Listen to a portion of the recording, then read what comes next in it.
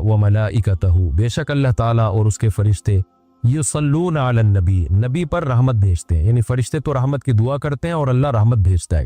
یا ایھا الذین آمنوا، اے لوگو جو ایمان لائے ہو، صلو علیہ، نبی پر خصوصی رحمت بھیجا کرو جس کو اردو میں درود کہا جاتا ہے، وسلموا، اور سلامتی بھیجا کرو، تسلیمہ سلامتی بھیجنا، یعنی خوب سلامتی بھیجا کرو۔ تو یہ آیت جب اس آیت کی وجہ سے علماء نے یہ مسئلہ فقہاء نے بیان کیا ہے کہ زندگی بھر میں ایک مرتبہ درود بھیجنا ہر مسلمان پہ فرض ہے، کیونکہ اللہ نے حکم دیا ہے، اور الامر بشیء لا یقتضی التکرار، جب کسی بات کا آرڈر دیا جاتا ہے نا تو ایک دفعہ کرنے سے وہ آرڈر پورا ہو جاتا ہے۔ تو اللہ نے ہمیں درود کا حکم دیا، تو زندگی میں ایک دفعہ بھی اگر ہم درود پڑھ لیں گے تو یہ فرض ادا ہو جائے گا، جیسے کہ کلمہ توحید زندگی میں ایک دفعہ پڑھنا فرض ہے، باقی جتنا پڑھیں اتنا اچھا ہے۔ اور جب کسی مجلس میں نبی صلی اللہ علیہ وسلم کا ذکر کیا جائے تو ایک مرتبہ اس میں درود پڑھنا واجب ہے، فرض نہیں ہے۔ فرض اور واجب ایک اصطلاح ہے، فرض کا مطلب ہوتا ہے جس کی دلیل یقینی اور قطعی ہو، تو چونکہ قرآن نے درود پڑھنے کا حکم دیا تو وہ چونکہ یہ نہیں اللہ نے کہا کہ ہمیشہ پڑھتے رہا کرو، بلکہ پڑھو، تو ایک دفعہ پڑھنا اس قطعی یقینی دلیل کی وجہ سے فرض ہے۔ تو فرضیت ایک ایسی چیز ہوتی ہے جس کا انکار کرنے سے انسان کافر ہو جاتا ہے، کیونکہ اس کی دلیل بہت مضبوط ہوتی ہے۔ اور دوسری حدیث میں آتا ہے کہ وہ شخص بخیل ہے کہ میرے سامنے اس کا تذکرہ کیا جائے اور مجھ پر درود نہ پڑے۔ تو اس حدیث یہ چونکہ خبر واحد ہے، کیونکہ ظاہر ہے قرآن جس طرح تواتر کے ساتھ ثابت ہے، اس طرح اخبار آحاد جو خبر واحد ہوتی ہیں وہ اس طرح تواتر کے ساتھ ثابت نہیں ہوتی، تو اس میں تعویل کا بھی امکان ہوتا ہے۔ تو اس لیے فقہاء، خاص طور پر احناف جو ہیں فقہاء حنفیہ، انہوں نے فرض اور واجب ایک ٹرم بنائی ہے شرعی مسائل کو سمجھانے کے لیے۔ تو اس لیے انہوں نے کہا کہ جب کسی مجلس میں نبی کا نام آئے نا تو اس مجلس میں ایک دفعہ کم سے کم درود پڑھنا واجب ہے۔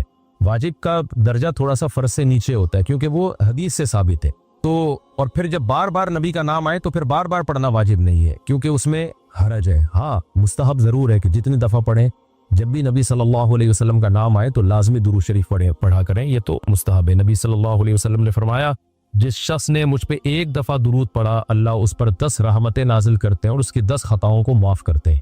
تو بہت زیادہ فضیلت ہے درود شریف پڑھنے کی، اور یہ بڑی عجیب بات ہے کہ درود شریف جو ہے یہ اصل میں اللہ کی عبادت ہے۔ یہاں میں آپ کو ایک دلچسپ مسئلہ بھی بتاتا چلوں۔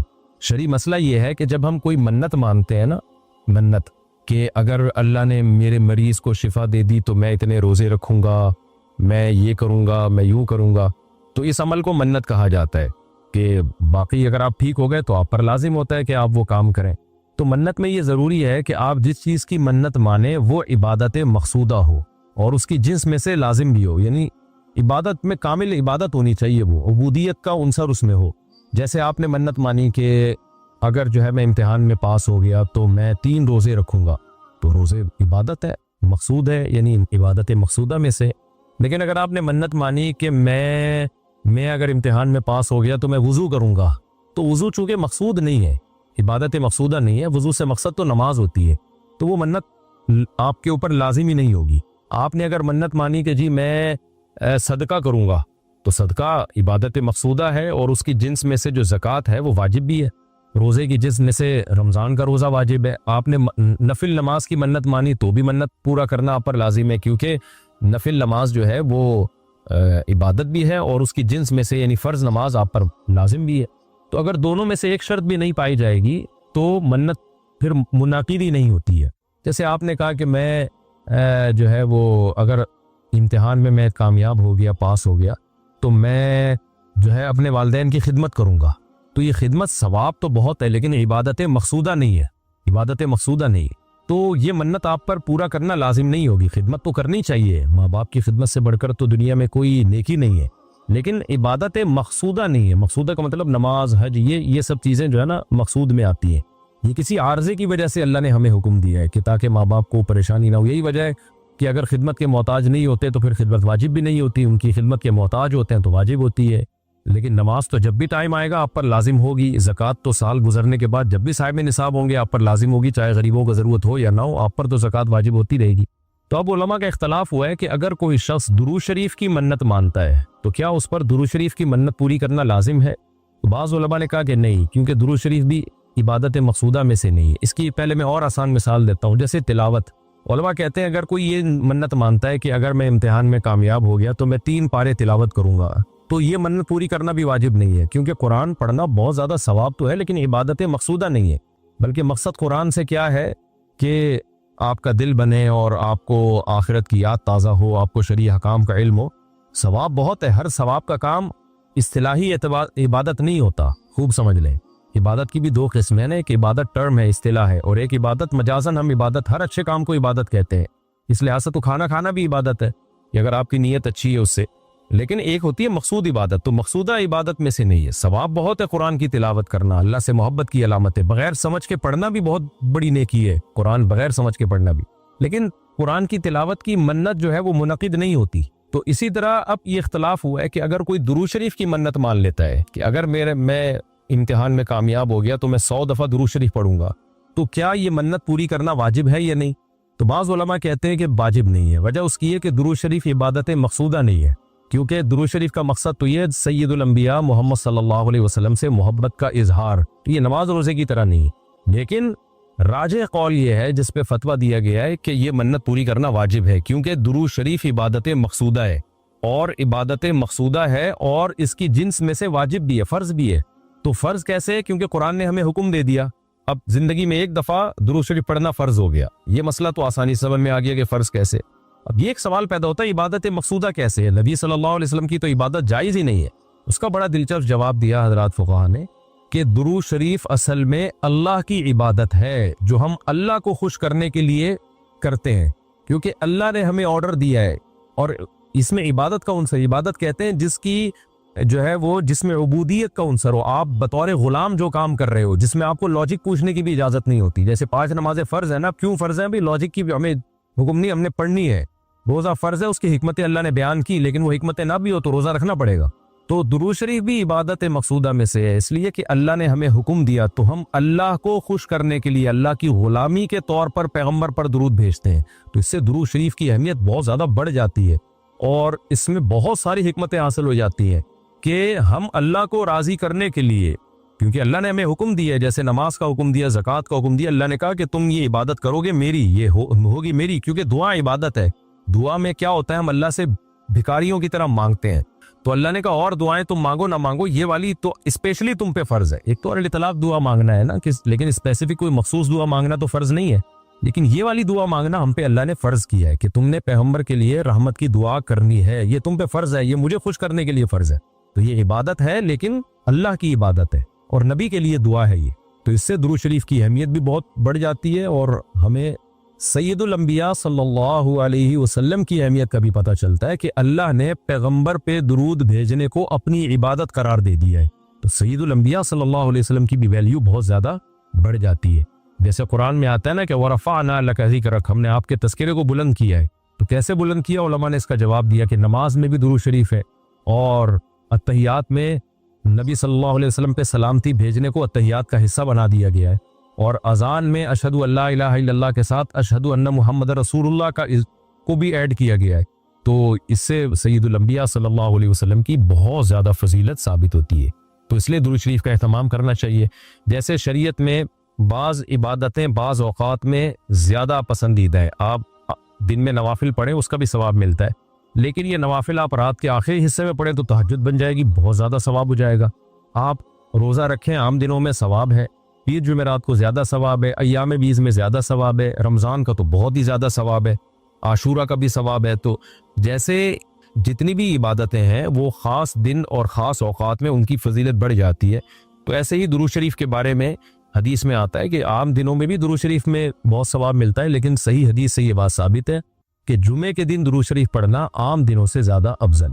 اسی وجہ سے ہمارے اکابر کا ہمیشہ سے معمول رہا ہے، جو ہم نے دیکھا بھی ہے کہ وہ جمعے کے دن خاص طور پر عصر کی نماز کے بعد درود شریف پڑھنے کا بہت زیادہ اہتمام کرتے ہیں، اور جب وہ عمرے کے لیے یا حج کے لیے جاتے ہیں تو بھی مسجد نبوی میں اکثر وہ میں نے دیکھا اپنے بڑوں کو کہ وہ عصر کی نماز کے بعد نا مسجد نبوی میں صرف درود شریف ہی پڑھتے ہیں بیٹھ کے۔ ایک تو وہ جگہ ایسی ہے کہ جہاں سید الانبیاء صلی اللہ علیہ وسلم کا روضہ اطہر ہے سامنے، اور پھر وہاں جمعے کا دن بھی ہو تو، اور پھر عصر کی کا وقت جو ہے وہ قبولیت کا وقت ہوتا ہے جمعے کے دن، جیسے کہ حدیث میں آتا ہے نا جمعے کے دن ایک گھڑی ایسی ہوتی ہے جس میں دعا رد نہیں ہوتی۔ تو جمہور علماء اس طرف گئے ہیں کہ اس سے عصر کا ٹائم مراد ہے، کہ اگرچہ اس میں اختلاف ہے لیکن جمہور اس طرف گئے ہیں کہ عصر کا وقت مراد ہے۔ تو جمعے کے دن عصر کے وقت درود شریف کا اہتمام کرنا چاہیے. اور ویسے بھی اگر آپ کو عصر کے وقت ٹائم نہیں ملتا تو جمعے کی نماز کے لیے آپ وقت سے بہت پہلے آ جائیں, نہا دھو کے تیار ہو کے اگلی صف میں بیٹھیں, اور خطیب صاحب کا بیان شروع ہونے سے پہلے آپ تحیۃ المسجد پڑھنے کے بعد درود شریف کی کثرت کیا کریں. تو اس کے بہت زیادہ فضیلت ہے اور ہمیں اللہ نے حکم دیا. اور علماء نے بیان کیا کہ درود شریف کو جو اللہ نے ہم پہ لازم کیا نا, اس میں ایک حکمت یہ بھی ہے کہ سید الانبیاء صلی اللہ علیہ وسلم کی بشریت ہمارے ذہن میں اور اچھی طرح بیٹھ گئی ہے. کیونکہ پچھلی امتیں جو تباہ و برباد ہوئی ہیں وہ اس لیے ہوئی ہیں کہ انہوں نے پیغمبروں کو اتنا اونچا مقام دیا کہ اللہ کے برابر لے آئے. جیسے عیسائیوں نے حضرت عیسیٰ کو اللہ کا بیٹا بنا دیا معاذ اللہ, اور جہاں ہمارے یہاں بھی جو بدعتی لوگ ہیں انہوں نے سید الانبیاء کو حاضر ناظر مشکل کشا کیا بنا دیا, تو شرک کرنے لگے. تو درود شریف میں ایک حکمت یہ بھی ہے کہ جب ہم نبی کے لیے دعا کرتے ہیں اللہ تعالیٰ سے کہ اللہ سید الانبیاء پر اپنی خصوصی رحمتیں نازل فرما اور آپ پر سلامتیاں بھیج, تو اس سے ہمیں یہ بھی پتہ چلتا ہے, یہ عقیدہ ہمارے دل میں بیٹھتا ہے کہ محمد صلی اللہ علیہ وسلم بھی اللہ کی رحمت کے محتاج ہے. تبھی تو ہمیں حکم دیا جا رہا ہے کہ ان کے لیے دعا مانگو. ہاں یہاں ایک اشکال ہو سکتا تھا اس کا کہ بھئی اچھا اس کا مطلب نبی ہماری دعا کے محتاج ہیں, تو نہ, نبی ہماری دعا کے محتاج نہیں ہے, اللہ کی رحمت کے محتاج ہے. ہم دعا نہیں بھی مانگیں گے تو اللہ اپنے حبیب صلی اللہ علیہ وسلم پر رحمت بھیجے گا. لیکن اللہ نے ہمیں حکم یہ دیا تاکہ ہماری نظر میں یہ عقیدہ اور اچھی طرح مضبوط ہو جائے کہ تم بھی پیغمبر کے لیے اللہ سے دعا مانگا کرو. اس سے پتہ چلتا ہے پیغمبر تمہاری دعا کے محتاج ہو یا نہ ہو, لیکن اللہ کی رحمت کے بہرحال محتاج ہے, اور پیغمبر بھی اس لائق ہیں کہ ان کے لیے دعا مانگی جائے. اور یہ اس سے ان کا مرتبہ کم نہیں ہوتا بلکہ مرتبہ بڑھ جاتا ہے, کیونکہ پیغمبر نے ہمیں یہ سکھایا ہے کہ یا ایھا الناس انتم الفقراء الی اللہ, اے لوگو تم سب کے سب اللہ کے در کے محتاج ہو. اور یہ جو میں نے کہا کہ پیغمبر اس لائق ہیں کہ ان کے لیے دعا مانگی جائے, تو اس کا کوئی یہ مطلب نہ لے کہ پیغمبر ہماری دعا کے محتاج ہے. یہ میں بار بار بتا چکا ہوں, ہماری دعا کے محتاج نہیں ہے, لیکن اللہ تعالیٰ یہ چاہتے ہیں کہ میں پیغمبر پر رحمت بھیجوں, لیکن اس میں امتیوں کا حصہ پڑ گیا ہے. حضرت مولانا اشرف علی تھانوی رحمہ اللہ نے اس کی ایک مثال دی ہے کہ جیسے کسی بادشاہ کو اپنے شہزادے سے بہت زیادہ محبت ہے, وہ ویسے ہی اس کو گفٹ دینا چاہتا ہے, اور آپ کو پتہ ہے کہ اس نے یہ گفٹ دینا ہے, لیکن آپ جا کے بادشاہ سے سفارش کر دیتے ہو کہ بھئی ان کو یہ گفٹ دے دو.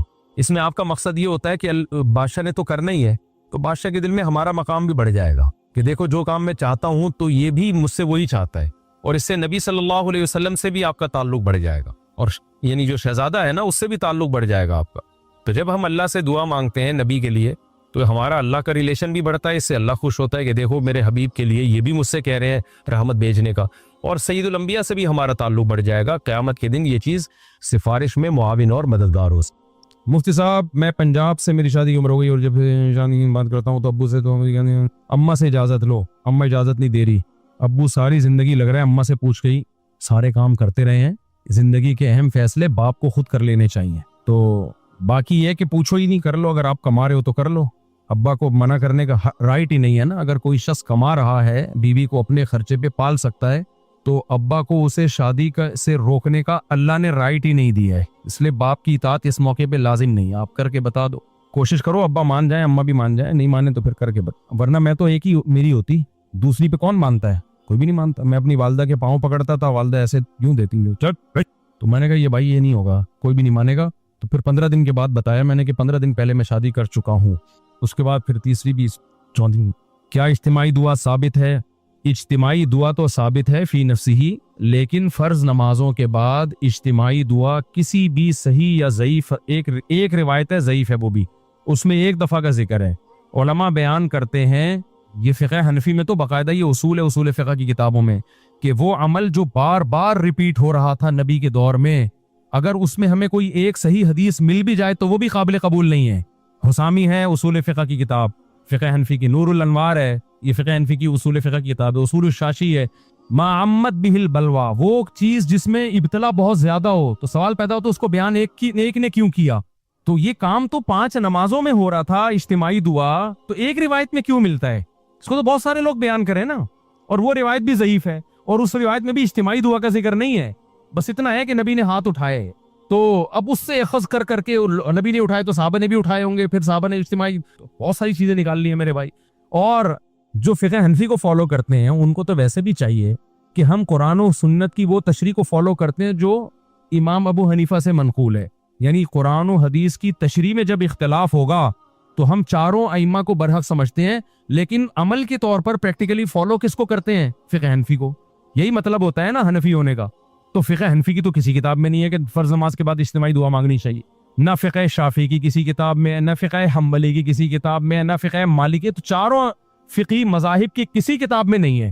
صرف اہل حدیث کے بغض میں ہم اس کو پروموٹ کریں کیونکہ اہل حدیث نے کلپ بنا دیا ہے کہ یہ فرض نماز کے بعد اجتماعی دعا ثابت نہیں ہے، تو اہل حدیثوں کو جواب دینے کے لیے کہ نہیں جی ثابت ہے، اس کو پیچھے پڑ جائیں اس کے، یہ زیادتی ہے۔ سمجھ میں نہیں آ رہی بات؟ اہل حدیث لوگ مذاق اڑاتے ہیں نا دیوبندیوں کا کہ تم لوگ فرض نماز کے بعد اجتماعی دعا کرتے ہو، کہاں سے ثابت ہے؟ تو بجائے اس کے کہ مان لے کہ یار ثابت نہیں، ہم سے غلطی ہو رہی ہے۔ بہت مشکل ہے سمجھانا، دوبارہ سے انگلش میں سمجھاتا ہوں۔ یہ ہمارے مناظروں میں آیا کہاں سے فرض نماز کے بعد اجتماعی دعا کی حمایت میں؟ یہ اہل حدیثوں نے جب مخالفت کی نا، اہل حدیثوں نے مذاق اڑانا شروع کیا، بھائی تم لوگ فرض نماز کے بعد اجتماعی دعائیں مانگتے ہو، یہ کہاں سے ثابت ہے؟ کہاں ہے؟ تو مان لیتے کہ کہیں نہیں ہے، صحیح ہے نا؟ لیکن یہ ماننا مشکل کام ہے، اس میں بےزتی ہوتی ہے۔ حالانکہ ہم کوئی دودھ کے دھلے ہوئے تھوڑی ہیں، فرشتے تھوڑی ہیں، مان لینا اچھا ہے یار، ہم سے بھی غلطی ہو جاتی، ہو گئی بھائی، ایک چیز ہندوستان میں رائج ہو گئی، اب اس کو ختم کرنا بہت مشکل تھا، اس لیے مفتی شفیع صاحب رحمہ اللہ نے اس پہ پورا رسالہ لکھا ہے۔ مفتی اعظم پاکستان جو تھے حضرت مفتی تقی صاحب کے والد، انہوں نے پورا رسالہ لکھا کہ کہیں ثابت نہیں ہے، لیکن یہ بھی لکھا کہ بھائی فتنے کا خطرہ ہے، فتنہ بہت ہوگا نا، ایک دم سے ایک چیز چھوڑ دی جائے تو فتنہ ہوگا، اس لیے آرام آرام سے ختم کیا جائے اس کو، اور جن مسجدوں میں ہو رہی ہے فی الحال اس کو کنٹینیو کیا جائے۔ یہ بالکل بیلنس بات تھی، لیکن مانا انہوں نے کہ ثابت نہیں ہے، تو یہ ہمارے اکابر کا طریقہ تھا کہ ایک چیز نہیں ہے تو مان لیا جائے۔ لیکن جو مناظر ہوتے ہیں نا، مناظر، اس کا تو کام ہے سامنے والے کو نیچا دکھانا، تو وہ جب اہل حدیث کہہ دے گا کہ یہ ثابت نہیں ہے تو بس پھر اہل حدیثوں کو نیچا دکھانے کے لیے کہ نہیں ثابت ہے، یہ پھر زیادتی ہے۔ یہ کیا ہے؟ یہ فرض کر لیا گیا ہے کہ اہل حدیث کے منہ سے کبھی کوئی صحیح بات نکل نہیں سکتی، یہ غلط ہے۔ اس کی ایک اور آسان مثال دوں، بس وہ بات کر کے پھر آپ لوگ کو، اہل حدیث لوگ یہ کہتے ہیں کہ اللہ تعالیٰ عرش پر ہے۔ ویسے یہ ٹاپک چھیڑنا چاہیے نہیں، اللہ معاف فرمائے، غلطی سے چھڑ گیا، ابھی چھڑ گیا تو میں کر لیتا ہوں۔ یہ دوبارہ یہ بحثیں، نبی نے اس طرح کی بحثوں سے بہت سختی سے منع کیا، یہ اللہ تعالیٰ کے بارے میں نا۔ اب کیا ہوا، میرے پاس ایک شخص قطر سے کسی ہمارے دوست کا فون آیا کہ وہ اہل حدیث تو گمراہ ہو گئے ہیں۔ میں نے کہا کیوں گمراہ؟ کہہ رہے ہیں وہ کہتے ہیں اللہ تعالیٰ عرش پر ہے، حالانکہ اللہ تو ہر جگہ موجود ہے۔ تو میں نے کہا اس میں گمراہی والی کوئی بات نہیں ہے، کیونکہ اللہ بھی قرآن میں کیا کہہ رہے ہیں، میں کہا ہوں الرحمن علی العرش استویٰ، اللہ خود کہہ رہے ہیں میں کہا ہوں۔ تو اہل حدیث اس مسئلے میں گمراہ کیسے ہو گئے؟ تو کہہ رہے ہیں اس کا تو مطلب ہے نا، اس کا مطلب جو بھی، میں نے کہا جو بھی مطلب ہے اللہ نے وہ مطلب بیان کیا، اللہ نے اتنا کہا کہ اللہ عرش پر ہے، مطلب تم خود ہی تلاش کرتے رہو۔ تو ہم بھی جب یہ کہہ دیں کہ اللہ عرش پر ہے، مطلب کہ ایسی کی تیسی منہ سے ہم نے جب یہ لفظ بول دیا تو گمراہ کیسے ہو گئے؟ نہیں حضرت آپ تو مجھے لگتا ہے غیر مقلد ہو گئے ہیں، آپ تو یہ ہو گئے ہیں، آپ تو فلانا ہو گئے ہیں، آپ تو ہمارے کو تھے نا استاذ تھے حنفی ہیں بڑے پکے، تو لیکن ایک علماء تو محقق ہوتے ہیں نا، فقہ حنفی کو کے ہونے کے ساتھ ساتھ محقق بھی ہوتے ہیں وہ۔ تو وہ کسی نے کہا آپ اہل حدیث سے بڑے متاثر، انہوں نے کہا میں حدیث سے متاثر ہوں، اہل حدیث سے متاثر نہیں ہوں، لیکن حدیث ہے تو بھائی ہم بھی قرآن اور حدیث سے متاثر ہیں۔ تو قرآن میں اللہ نے جگہ جگہ یہ کہا ہے رحمان کہاں ہے؟ عرش پر ہے۔ پھر حدیث کے صاف الفاظ ہیں، ایک باندی نبی کے پاس آئی، نبی نے اسے چیک کرنے کے لیے کہ مسلم ہے یا غیر مسلم، نبی نے اس سے پوچھا این اللہ، اللہ کہاں ہے؟ باندی نے ایسے انگلی سے اشارہ کیا آسمان کی طرف اور کہا فی السماء، آسمان میں۔ نبی نے فرمایا اعتقھا، اس کو آزاد کر دو، فإنہا مؤمنۃ، یہ مومن ہے۔ تو میں نے کہا وہ باندی تو آپ کے رائے کے مطابق گمراہ تھی، اس نے صرف اتنا نہیں کہا اللہ اوپر ہے بلکہ انگلی سے اشارہ بھی کیا۔ میں نے کہا میرے بھائی پبلک کو وہی دین بتاؤ جو آسان ہو، زیادہ ٹیکنیکل بات۔ اشاعرہ ماتریدیہ کیا کہتے ہیں؟ سر آنکھوں پہ یہ سب بڑے بڑے علماء تھے، یہ بحثیں علماء کے لیے ٹھیک ہیں، یہ سب اکابر تھے، بزرگ تھے، ان کے عقائد درست ہیں اپنی جگہ، یہ سب کس کے؟ یہ علماء ہیں بڑے بڑے، اور بڑے بڑے علماء کوئی اشاعرہ میں گزرے، کوئی ماتریدیہ میں گزرے، یہ بحثیں علماء کے لیے چھوڑ دو، عوام کے لیے اللہ کو انہی الفاظ سے یاد کیا جائے گا جن الفاظ سے اللہ نے اپنی حمد و ثنا کی ہے قرآن و سنت میں۔ سمجھ میں آ رہی ہے بات؟ اللہ نے جب اپنی حمد و ثنا کی، اللہ نے کہا الرحمن علی العرش استویٰ، رحمان کہاں ہے؟ عرش پر ہے۔ ہم جب اللہ کی تعریف کہیں گے اے عرش کے مالک، اے عرش والے، اور انگلی کہاں اٹھائیں گے؟ بولو۔ باقی ٹیکنیکل باریکیاں ماتریدی نے اس کے مطلب اب علماء کے لیے چھوڑ دو، غلط کسی کو نہ کہو، برا کسی کا نہ کہو، چاروں سب طرف سلفیوں میں بھی بڑے بڑے علامے ہیں، اشاعرہ میں بھی بڑے بڑے بزرگ علامے گزرے ہیں، ماتریدیہ میں بھی بڑے بڑے علامے گزرے ہیں۔ ہمارا یہ منہ نہیں ہے کہ ہم کسی عالم کا نام لے کے رد کریں، سب بڑے بڑے لوگ ہیں۔ عوام کیا کرے گی؟ عوام کہے گی جو اللہ نے اپنے لیے جو الفاظ استعمال کیے ہم بھی وہی الفاظ استعمال کریں گے. سمجھ میں آ رہی ہے بات؟ اچھا یہاں ایک سوال پیدا ہوتا ہے. یہاں لوگ کہتے ہیں مفتی صاحب آدھی باتیں بیان کرتے ہیں آدھی پی جاتے ہیں, تبھی ہم کہتے ہیں یہ غیر مقلد ہیں. قرآن میں جہاں یہ ہے کہ اللہ عرش پر ہے, قرآن میں وہاں یہ بھی تو ہے وَهُوَ مَعَكُمْ أَيْنَمَا كُنْتُمْ, تم جہاں بھی ہو وہاں تمہارے ساتھ کون ہے؟ اللہ ہے. قرآن میں یہ بھی تو ہے نا, تم جہاں بھی ہو تمہارے ساتھ کون ہے؟ اللہ ہے. بھائی دیکھو کسی بھی زبان میں اس زبان کے جو محاورے اور مفہوم ہیں ان کو پیش نظر رکھ کے اس کا ترجمہ کیا جاتا ہے. اردو میں, انگلش میں, عربی میں, ہر زبان میں. میں جب آپ کو کہیں بھیج رہا ہوں اور آپ گھبرا رہے ہو, میں کیا کہوں گا؟ یار تم جہاں بھی ہو میں تمہارے ساتھ ہوں. یہاں علم اور قدرت کے لحاظ سے میت مراد ہوتی ہے کہ میں تمہیں دیکھ بھی رہا ہوں اور تمہاری مدد کی قدرت بھی رکھتا ہوں, غافل نہیں ہوں. اس کی مثال ہے جیسے موسیٰ علیہ السلام اور ہارون علیہ السلام فرعون کے محل میں جاتے ہوئے گھبرا رہے تھے کہ اللہ وہ تو قتل کر دے گا ہمیں, تو اللہ نے فرمایا لا تخافا, اے موسیٰ ہارون ڈرو نہیں, اننی معکما, میں تم دونوں کے ساتھ ہوں. کیا مطلب؟ اسمع و ارا, اللہ نے خود ہی مطلب بیان کر دیا, سن بھی رہا ہوں دیکھ بھی رہا ہوں. یعنی میرا علم کامل ہے, ہر چیز کا مجھے پتا ہے, اور قدرت کامل ہونے کا تو تمہیں ویسے ہی معلوم ہے. یہاں ساتھ کا مطلب اللہ کی مدد ساتھ ہے, اللہ کا علم ہمارے ساتھ ہے. تو اللہ علم اور قدرت کے لحاظ سے ہر جگہ موجود ہے. لیکن جب اللہ سے پوچھا جائے گا, اللہ کے بارے میں پوچھا جائے گا کہاں ہے, تو ہم وہی الفاظ کہیں گے جو اللہ کے رسول نے ہمیں بتائے اور قرآن نے ہمیں بتائے. یہاں بھی ایک اور اشکال پیدا ہوتا ہے. ایک اشکال یہ ہوتا ہے کہ قرآن میں یہ آتا ہے, حدیث میں تو آتا ہے کہ جب باندی سے پوچھا گیا اللہ کہاں ہے تو باندی نے کہا فی السما, آسمانوں میں. فی کا لفظ استعمال کیا نا, حالانکہ اس کو علی السما کہنا چاہیے تھا, آسمانوں پر, اوپر, عرش پر. کچھ لوگ یہاں بھی ٹیکنیکل پوائنٹ نکالتے ہیں کہ دیکھو یہ ترجمہ بھی صحیح نہیں کر رہے. خوب سمجھ لو, عربی میں فی علی کے معنی میں استعمال ہوتا ہے, قرآن میں بھی استعمال ہوا ہے, اور اس لیے استعمال ہوتا ہے یہ بتانے کے لیے کہ مظروف ظرف میں بہت ہی مستقر ہے. کیونکہ مظروف جو ہے نا, جب ظرف میں قرار پکڑا ہوا ہوتا ہے, فی آتا ہے عربی میں ظرف کے لیے. ایسے نہیں, آسان کر کے سمجھاؤں گا. دیکھو فی کا اردو میں ترجمہ ہے میں.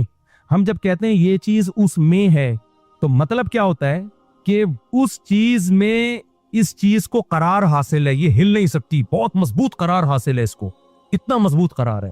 تو یہاں فی علا کے معنی میں یہ بتانے کے لیے ہے کہ یہ ہے تو پر ہی, لیکن ایسا استقرار ہے کہ وہ بہت مضبوط قرار ہے اس کو وہاں پہ, کیونکہ اللہ کا عرش پہ کنٹرول ہے, بہت طاقت ہے اللہ کی, ایسا قرار ہے اللہ کو. تو یہ بتانے کے لیے علا کے بجائے فی کا لفظ استعمال کیا. اس کی مثال قرآن میں ہے کہ فرعون نے جادوگروں کو دھمکی دی تھی اور کہا تھا لَأُصَلِّبَنَّكُمْ فِي جُذُوعِ النَّخْلِ, میں تمہیں سولی پہ کھجور کے تنوں میں لٹکا دوں گا. حالانکہ تنوں میں نہیں لٹکایا جا رہا تھا, تنوں پہ لٹکایا جا رہا تھا. یہاں بھی ہے لَأُصَلِّبَنَّكُمْ عَلَى جُذُوعِ النَّخْلِ, علا کے بجائے فی کا لفظ اس لیے استعمال کیا یہ بتانے کے لیے کہ ایسا قرار ہوگا نا کہ ہل نہیں سکو گے کھجور کے تنوں سے, ایسا لگے گا جیسے تنوں کے اندر ہو.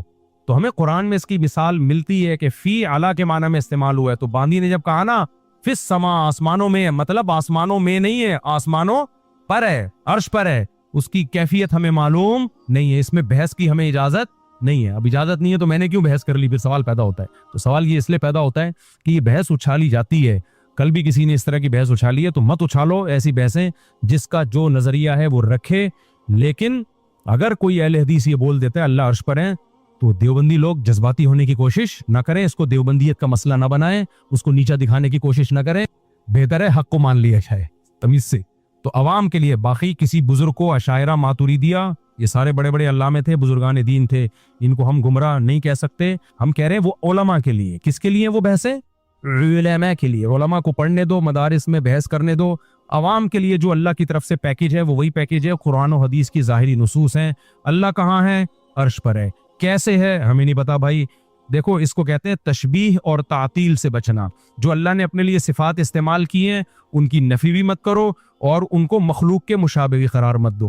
اللہ اپنے بارے میں کہتا ہے میں محبت کرتا ہوں, ہم مان لیں گے محبت کرتا ہے. اب سوال پیدا ہوتا ہے محبت تو دل کے نرم ہونے کا نام ہے, تو کچھ لوگوں نے اس میں تعویلات کی, محبت کا مطلب یہ ہے, رحمت کا مطلب. بھائی وہ علماء کے لیے بحث ہے, وہ مطلب علماء کو بیان کرنے دو. اللہ جب کہتا ہے میں محبت کرتا ہوں, میں رحمت کرتا ہوں, کیا مطلب ہے وہ علماء جانے. ہم یہی کہیں گے اللہ محبت بھی کرتا ہے, اللہ رحم بھی کرتا ہے, اپنے بندوں پہ رحم بھی کھاتا ہے. حالانکہ رحم تو دل کی نرمی کا نام ہے نا, اثر قبول کرنے کا نام ہے. بھائی ہمیں نہیں پتا. اللہ مہربان بھی ہے, رحمت اس کو ترس بھی آتا ہے بندوں پہ، غضب بھی کرتا ہے. ان ربی قد غضب اليوم غضبا لم یغضب قبلہ مثلہ ولن یغضب بعدہ مثلہ. حدیث میں آتا ہے قیامت کے دن نافرمانوں کو اتنا غصہ ہوگا، اللہ کو نافرمانوں پر اتنا غصہ ہوگا کہ نبی فرمائیں گے کہ میرا رب ایسا غضبناک ہوا ہے کہ اس سے پہلے بھی کبھی نہیں ہوا، اس کے بعد بھی کبھی نہیں ہوا. اب یہاں سوال پیدا ہوتا ہے بھائی غصہ تو ایک جذباتی کیفیت کا نام ہے، تو کیا معاذ اللہ اللہ پہ یہ کیفیات آتی ہیں؟ تو اب علماء نے اشاعرہ ماتوریدیہ میں ایک بحث چلی ہے. یہاں مطلب یہ ہے بھائی وہ ان کو کرنے دو، علماء لوگ ہیں. ہمارا کام کیا ہے عوام کا؟ کسی کو برا نہ کہیں، ہم یہ کہیں بھائی اللہ کو غضب آتا ہے، کما ہوا لائقم بشانہ، اس کا غضب ہمارے جیسا نہیں ہے، وہ اس کی شان کے مطابق، ہم اس کو بندوں پہ قیاس نہیں کر سکتے. یہ اسلم ہے، یہ عقیدہ آسان ہے، اس پہ اشکالات کم ہوتے ہیں، اس میں نجات کے چانسز زیادہ ہیں. اللہ پوچھے گا تم نے مجھے کہہ دیا کہ مجھے غضب آتا ہے، اور ہم کہیں گے اللہ ہم نے نہیں کہا، تو نے خود کہا ہے. سمجھ آ رہی بات؟ تیرے نبی نے کہا ہے تیرے بارے میں، تو اللہ کہے گا پھر اس کا مطلب کیا ہے؟ اللہ تیرے نبی نے ہمیں مطلب نہیں بتایا، بس ہمیں بتایا کہ اللہ کو غصہ آتا ہے. تو ہم نے بھی یہی عقیدہ رکھا. جب ہم سے پوچھا گیا کہ اللہ کو غضب آتا ہے، ہم نے کہا ہاں آتا ہے. ہم سے جب پوچھا گیا اللہ محبت کرتا ہے، ہاں کرتا ہے. اللہ کسی پہ ترس کھاتا ہے، رحم آتا ہے، ہاں آتا ہے. کیا مطلب تھا ہمیں نہیں بتایا گیا. ہمیں یہ بتایا گیا لیس کمثلہ شیء، تیرے جیسا کوئی بھی نہیں ہے، لہذا تجھ پہ کسی کو قیاس اور تیری صفات پر کسی کو قیاس، تجھے قیاس نہیں کیا جا سکتا. تو یہ آسان ہے. اسلم کا مطلب اس میں نجات، بچنے کے چانسز زیادہ ہیں. تو اس لیے زیادہ ان بکھیڑوں میں نہیں پڑا کرو. اور مناظر لوگ جو ہوتے ہیں ان کا تو کام ہوتا ہے سامنے والے کو نیچا دکھانا، ان کا کام حق بیان کرنا نہیں ہوتا.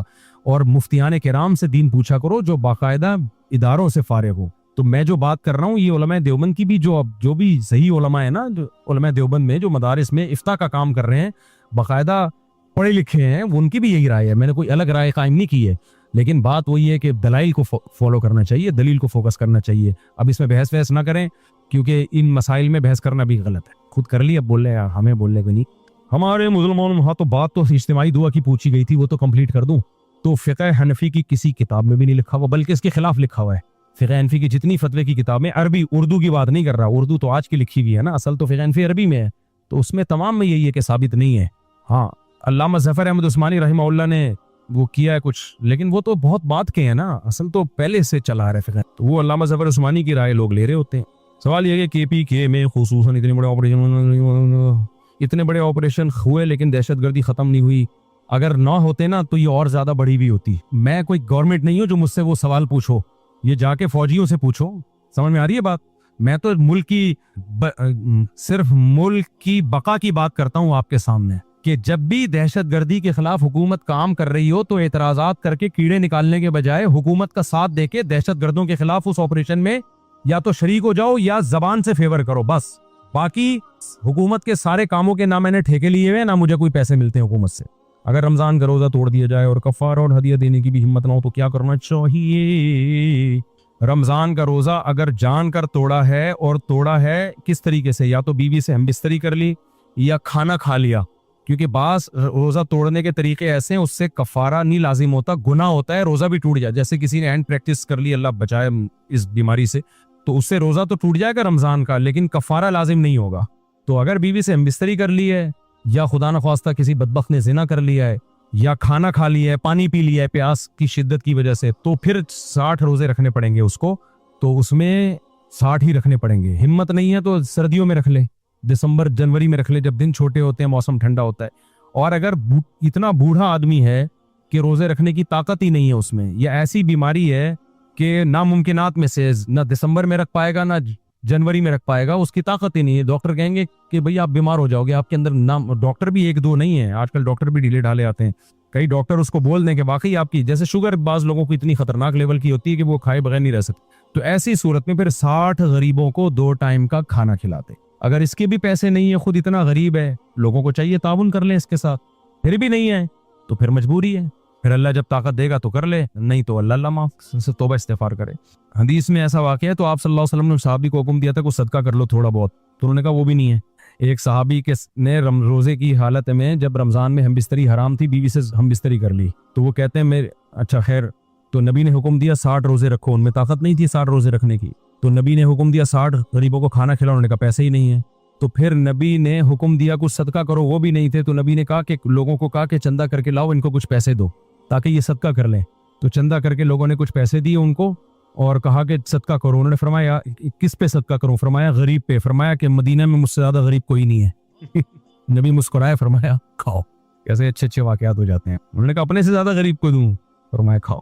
ہمارے نبی صلی اللہ علیہ وسلم کا اپنے ساتھیوں کے ساتھ جو ایٹیٹیوڈ تھا وہ بہت پیارا تھا, بہت اچھا تھا, بہت اچھے اخلاق کے ساتھ آپ ان کے ساتھ رہتے تھے. حضرت ابو ہریرہ کہتے ہیں کہ زندگی میں کبھی ایسا نہیں ہوا کہ نبی کی مجھ پہ نظر پڑی ہو اور مجھے دیکھ کے مسکرائے نہ ہو. اتنا مزہ آتا ہے یہ حدیث پڑھ کے. زندگی میں کبھی نظر پڑی ہو اور مجھے دیکھ کے مسکرائے نہ ہو. حالانکہ مسکین تھے ابو ہریرہ. آج خوش مزاجی کو بھی لوگ نا بے دینی سمجھنے لگے ہیں. خوش مزاجی عین اسلام ہے, لیکن خوش مزاجی کا مطلب مسکرانا, اچھے اخلاق سے ملنا. تو نبی اپنی مجلس میں کسی ساتھی کی غیبت برداشت نہیں کرتے تھے. آپ چاہتے تھے کہ میں جب جس سے بھی ملوں میرا دل اس کی طرف سے صاف ہو. تو کیا کریں, آج کل متشدد مولویوں کے پاس چلے جاؤ, بس ڈپریشن کا ڈبہ بن کے نکلتا ہے آدمی وہاں سے. ڈپریشن کا ڈبہ بن کے نہیں, چیخ رہے ہوتے ہاں ٹھیاؤ, وہ بھی کافر, فلاں بھی کافر, وہ گستاخ, وہ بدتمیزی, وہ جوتوں کا ہار پہنا دو اگر میں نے اس کو گستاخ ثابت نہیں کیا, یہ نہیں کیا, وہ نہیں کیا. تو وہ ان مولویوں کے پاس بیٹھ کے جو پروڈکٹ مارکیٹ میں آ رہی ہے وہ بھی کیا آ رہی ہے, وہ بھی اسی قسم کی پروڈکٹ آ رہی ہے. تہجد کی نماز کون کہتے ہیں 2 رکعتیں پڑھی جائیں, کوئی کہتے ہیں 4 رکعتیں پڑھی جائیں. 4 رکعت کر کے بھی پڑھ سکتے ہیں, بہتر ہے 2 رکعت کر کے پڑھی جائے. باقی 4 رکعت کر کے بھی پڑھ سکتے ہیں, یہی طریقہ ہے.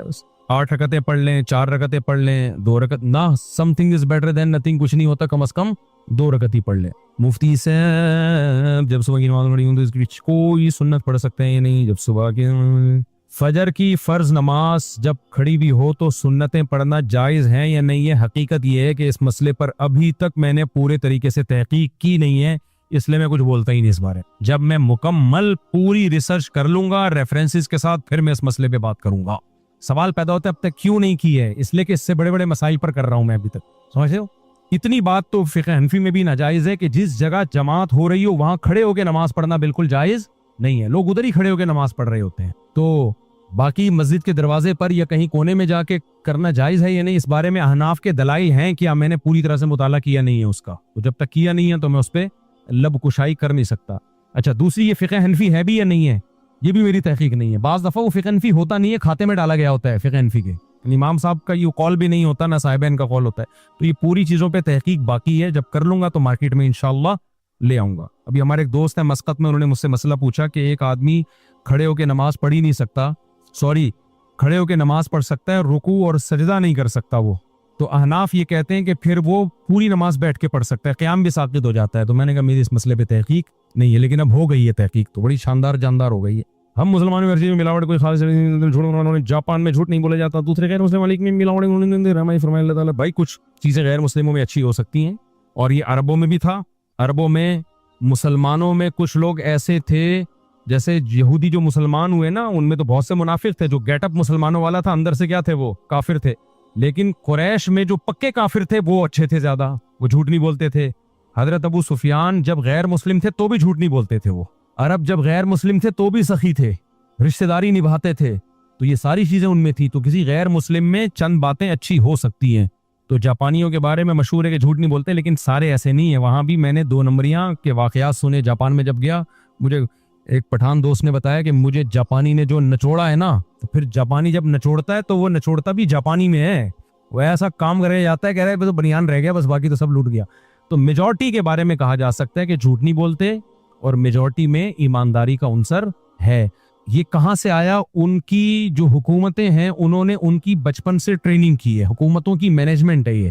تو جہاں بھی حکومت کی طرف سے کوئی مینجمنٹ ہوگی, کوئی تعلیم کا انتظام ہوگا, تو اس کا آؤٹ پٹ نکلے گا. اللہ نے دنیا کو دارالاسباب بنایا, جس چیز کے اسباب اختیار کرو گے رزلٹ سامنے ہوگا. تو انہوں نے اسباب اختیار کے رزلٹ سامنے.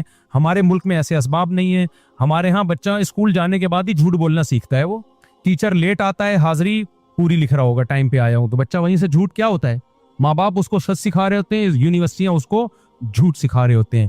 وہاں جاپانی میں اگر ماں باپ اس کو جھوٹ سکھائیں گے بھی نا, تو اسکول اس کو سچ سکھا دے گا. یہاں ماں باپ سچ سکھائیں گے تو اسکول اس کو کیا سکھا دے گا, جھوٹ سکھا دے. تو یہ فرق ہے. یہ ہمارا قصور نہیں ہے, ہمارے حکمرانوں کا, ہماری مینجمنٹ کا قصور ہے. اور بھی میں کچھ کہنے والا تھا.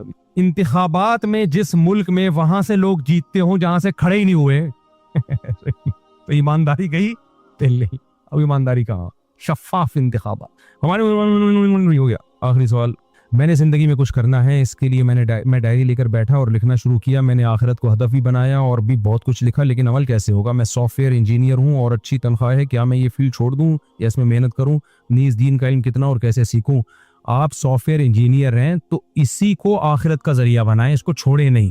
اپنی فیلڈ کو چھوڑیں گے تو کہیں کے بھی نہیں رہیں گے. اور عالم بننے کا طریقہ یہ ہے کہ جامعۃ الرشید میں جو انجینئرز اور بیچلرز لوگ ہیں ان کے لیے 4 سال کا عالم کا کورس ہے. اگر آپ کے پاس ٹائم ہے تو وہاں 4 سال کا عالم کا کورس کر لیں. ٹائم نہیں ہے تو پھر علماء کے بیانات سنیں. مسائل کے لیے بہشتی زیور ایک کتاب ہے، میں بھی ابھی ایک کورس ڈیزائن کر رہا ہوں اسلام کیا ہے کے نام سے. بہت انشاءاللہ جاندار شاندار کورس ہوگا. وہ کورس جو کرے گا انشاءاللہ اللہ کے رحم سے امید ہے گمراہی سے بچ جائے گا، ہمیشہ وہ گمراہی سے بچ جائے گا انشاءاللہ. تو وہ ایک ایسا کورس ہے جو اسلام کی بنیاد سمجھ میں آ جائے گی، بنیادی چیزیں انشاءاللہ اس میں. تو ورنہ بہت بنوری ٹاؤن والوں کا ایک فہم دین کورس ہے، فہم اسلام یا فہم دین کورس ہے، وہ بہت اچھا ہے ایسے لوگوں کے لیے. تو ایسا کوئی کورس کر لیں، لیکن اپنی فیلڈ میں ہی. سافٹ ویئر انجینئر بہت ساری دین کی خدمتیں کر سکتا ہے، بہت سارے کام کر سکتا ہے. تو کچھ بھی نہ ہونا، ٹماٹر بیچ کے بھی دین کی خدمت کر سکتے ہو میرے بھائی. کیسے کر سکتے ہو؟ پیسہ کماؤ ٹماٹر بیچ کے، اس بزنس کو بڑھاؤ. اس پیسے سے کیا کرو؟ گھر میں بھی کھلاؤ، دینی مدارس کو دو، مسجدیں بنانے میں خرچ کرو، دین کی تبلیغ میں خرچ کرو. تو سورس آف انکم زیادہ ہوگی. تبھی تو حدیث میں آتا ہے طاقتور مومن اللہ کو کمزور سے زیادہ محبوب ہے. طاقت میں صرف جسمانی طاقت نہیں ہے، اکنامکلی طاقت بھی. انجینئر کے پاس تو چاہے وہ سافٹ ویئر انجینئر ہو وہ یا سول انجینئر ہو، کسی بھی فیلڈ میں ہو، اس کے پاس تو ایک پاور ہے نا. تو اس پاور کو آپ اچھے کاموں میں استعمال کرو بھائی. چھوڑ چھاڑ یہ تو رہبانیت ہے. ہمارا مذہبی طبقے میں سب سے بڑا مسئلہ یہی ہے کہ جب وہ مذہب کی طرف آتا ہے تو وہ ساری جو اسکلز اللہ نے اس کے اندر پیدا کی ان کو لات مار دیتا ہے اور قوم کا بیکار اور معطل فرد بن کے اپنے آپ کو سمجھتے اب میں نیک ہو گیا ہوں، اب میں سیٹ ہوں، اب میں کیا ہوں؟ سیٹ. شکر ہے ڈاکٹر عبد القدیر خان کو اللہ نے یہ والی دین کی